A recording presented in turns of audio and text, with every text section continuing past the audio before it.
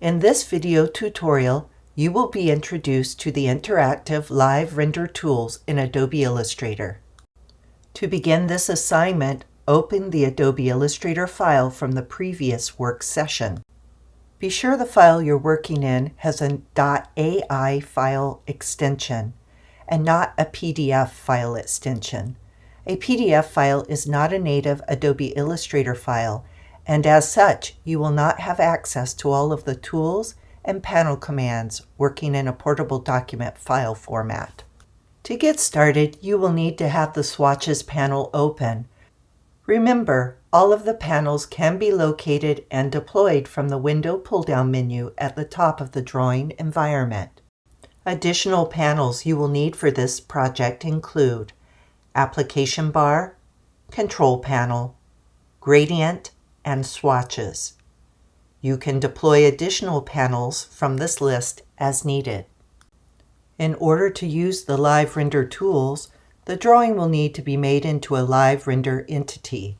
Since we will be rendering the chairs separately, we will select them one at a time instead of a group. Using the Selection tool, which is the black arrow on the main toolbar, make a window around the first chair. Next, go to the Object pull-down menu to Live, Paint, Make. This action will now enable us to use the live rendering tools, such as the Live Paint Selection tool. Let's take a hyperpause here. Once you've made the drawing into a live paint entity, you will have to use the Live Render tool set. Locate the Live Paint Selection tool. Use this tool to select areas of the live paint object to render. Do this by hovering over the contours of the chair. The red outline indicates the selection is now live. This outline is an interactive part of the live render process. To continue, pick inside the contours of the chair. The next indication of the live render process will place a temporary gray screen over the area to be rendered. Let's take a hyperpause here so that I can demonstrate the difference between the Live Paint Selector and the Live Paint Bucket tools. First, the Live Paint Selection tool is a way to pre-select an area of the live object. Remember, the red outline and the gray screened area are part of the interactive live render tool set. Once the area is selected, you can preview different swatch samples on the area to quickly view options. The icon on the swatch panel located in the lower left-hand corner is a drop-down menu of the preloaded Adobe Illustrator swatch library. This is where you can find stock swatch samples. And although there are not a lot of interior design specific finishes in the library, many of these vector swatches are easy to customize in terms of color, scale, and orientation. From this drop-down list, one of the categories interior designers use is located under Patterns. I will deploy the set of decorative pattern panels first. Let's look at the Decorative Legacy, as well as the Monster patterns.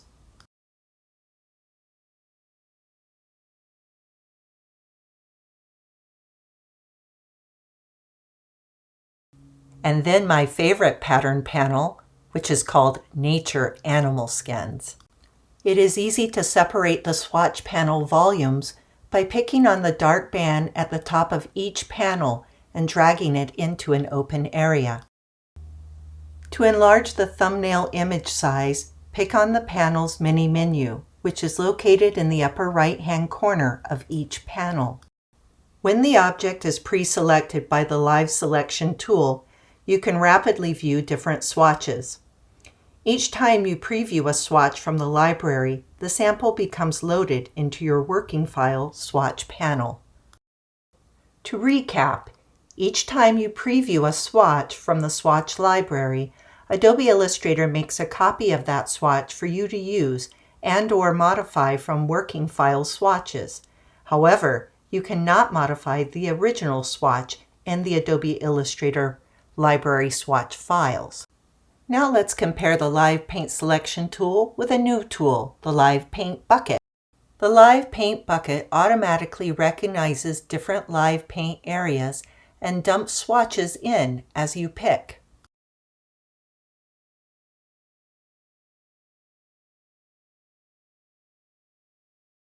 Let's compare that again with the rapid viewing of the Live Paint Selection tool.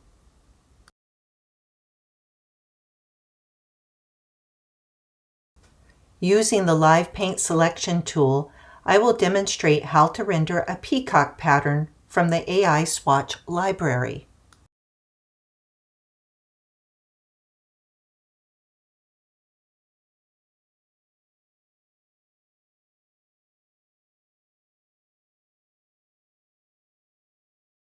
Once you have placed a pattern swatch onto an object, to deselect the live area, simply pick away in an open, empty area.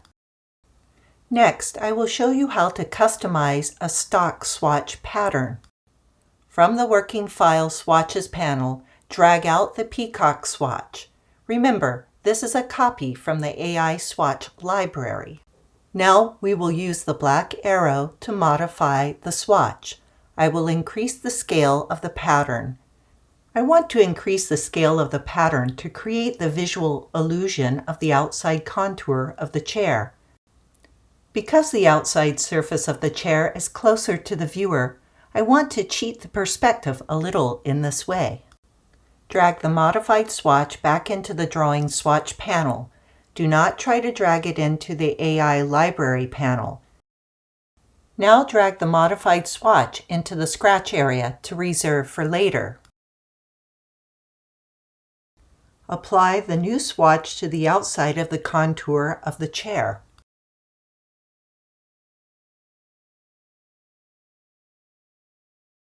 Using the black selection arrow to modify the pattern once again, this time reducing the scale of the sample and changing the perceived orientation of the swatch to make it appear to be flattened and have depth. Once you are satisfied with the modification, drag it to the Sample Swatches panel one more time.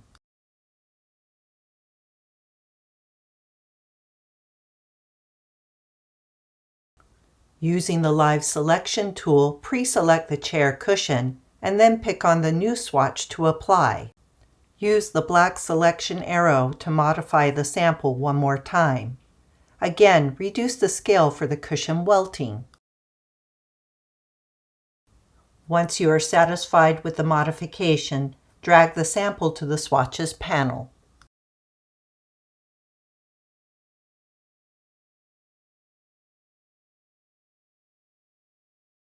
Using the Live Selection tool, pre-select the cushion edge and pick on the new swatch to apply. We will quickly repeat this process one more time. Now that every part of the chair upholstery has been covered and the file contains multiple customized samples in the Swatches panel, it is okay to delete the sample from the artboard. Now is a good time to do a quick save. Don't be afraid to change areas of the rendering. I want to make a visual change by adding a solid color to the front edge of the chair. Moving along, the final part of the chair rendering involves using a metal gradient from the Adobe Illustrator swatch library.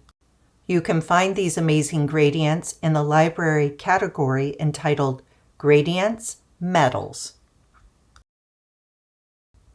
Here I will select a cool metal finish for the chair base.